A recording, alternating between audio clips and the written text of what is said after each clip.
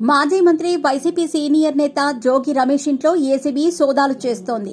ఇబ్రహీంపట్నంలోని రమేష్ నివాసంలో మంగళవారం నాడు తెల్లవారుజామున 15 మంది అధికారుల బృందం రంగంలోకి దిగి సోదాలు చేపట్టింది. రమేష్ ఇంట్లో ఉన్న కీలక డాక్యుమెంట్లను అధికారులు స్వాధీనం చేసుకున్నారు. అగ్రిగోల్డ్ భూముల విషయంలో జోగి రమేష్ పై ఆరోపణలు వచ్చిన విషయం తెలిసిందే. చాలా మంది బాధితులు ఆయనపై ప్రభుత్వానికి ఫిర్యాదు చేశారు. మంత్రిగా ఉన్న సమయంలో అవినీతి అక్రమాలకు పాల్పడినట్టు అధికారుల దృష్టికి రావడంతో ఏసీబీ అధికారులు తనిఖీలు చేపట్టారు. ఈ సోదాల్లో విస్తుపోయే విషయాలు వెలుగులోకి వస్తున్నాయని సమాచారం. జోగి రమేష్ అవినీతికి పాల్పడినట్టు అధికారులు ఆధారాలు సేకరించారు. ప్రధానంగా ఇసుకతో పాటు పలు భూ ఆక్రమణలకు పాల్పడినట్టు గుర్తించారు. ఇటీవల ఆయనపై వరుసగా మీడియాలో కథనాలు వచ్చాయి. అధికారులను బెదిరించి అడ్డగోలుగా రిజిస్ట్రేషన్లు చేసినట్టు గుర్తించారు. ఈ వ్యవహారాల నేపథ్యంలో ఏసీబీ అధికారులు ప్రత్యేకంగా దృష్టి సారించారు. మంత్రి హోదాలో జోగి రమేష్ ఎలాంటి అక్రమాలకు పాల్పడ్డారు, ఏ విధంగా ప్రభుత్వ నిబంధనలను కాదని కాంట్రాక్టులు అప్పగించారనే కీలక విషయాలపై ఏసీబీ అధికారులు ఆరా తీశారు. ఇప్పటికే కీలకమైన డాక్యుమెంట్లను అధికారులు స్వాధీనం చేసుకున్నారు. ఈ విషయానికి సంబంధించి ఇంతవరకు ఏసీబీ అధికారులు ఎలాంటి ప్రకటన చేయలేదు.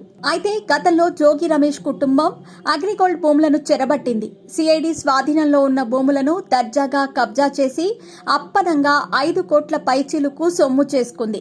ఎన్టీఆర్ జిల్లా అంబాపురం గ్రామంలో ఆర్ఎస్ నెంబర్ 69/2 రీసర్వే నెంబర్ 87లో ఉన్న అగ్రిగోల్డ్ కి చెందిన సుమారు 2300 గజాల భూమి ప్లాట్ల రూపంలో ఉంది. దీన్ని ఏపీసీఐడి స్వాధీనం చేసుకుంది. అగ్రిగోల్డ్ భూములు వివాదంలో ఉండటాన్ని సాకుగా తీసుకున్న జోగి కుటుంబం ఈ భూములపై కన్నేసింది.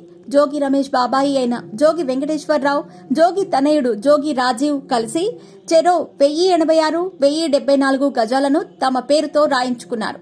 ఈ విషయంలో జోగి కుటుంబం తమ చేతికి మట్టంటకుండా అన్ని జాగ్రత్తలు తీసుకుంది. అంబాపురంలో ఆర్ఎస్ నెంబర్ 88లో పట్టాదారులుగా ఉన్న కనుమూరి వెంకటరామరాజు, కనుమూరి వెంకట సుబ్బరాజు తమకున్న భూమిలో 4 ఎకరాలను బొమ్మ వెంకట చిలమరెడ్డికి విక్రయించారు. ఆయన ఎకరా భూమిని పోలవరపు మురళీమోహన్ కి అమ్మారు.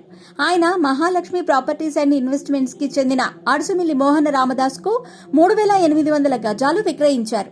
ఈ మోహన రామదాసు నుంచి 2022లో జోగి వెంకటేశ్వరరావు, జోగి రాజీవులు 2160 గజాలు కొనుగోలు చేసి వెంటనే 200 గజాల ప్లాట్లుగా వేసి 7 వ్యక్తులకు విక్రయించి సొమ్ము చేసుకున్నారు.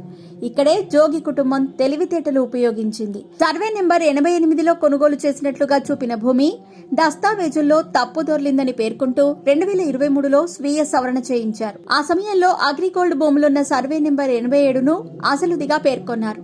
అంటే సర్వే నెంబర్ 87లోని భూమి కొనుగోలు అంతా ఉత్తుత్తి డ్రామా అని, వీరి ఎత్తుగడ అగ్రిగోల్డ్ భూమిని కాజేయడమేనని అర్థమవుతోంది. వీరు కొనుగోలుదారులకు విక్రయించినది కూడా అగ్రిగోల్డ్ కి చెందిన భూమి కావటం గమనార్హం. అసలు విషయం తెలియక కొనుగోలుదారులు సిఐడి అటాచ్మెంట్ లో ఉన్న భూమిని కొనుగోలు చేసి మునిగిపోయారు.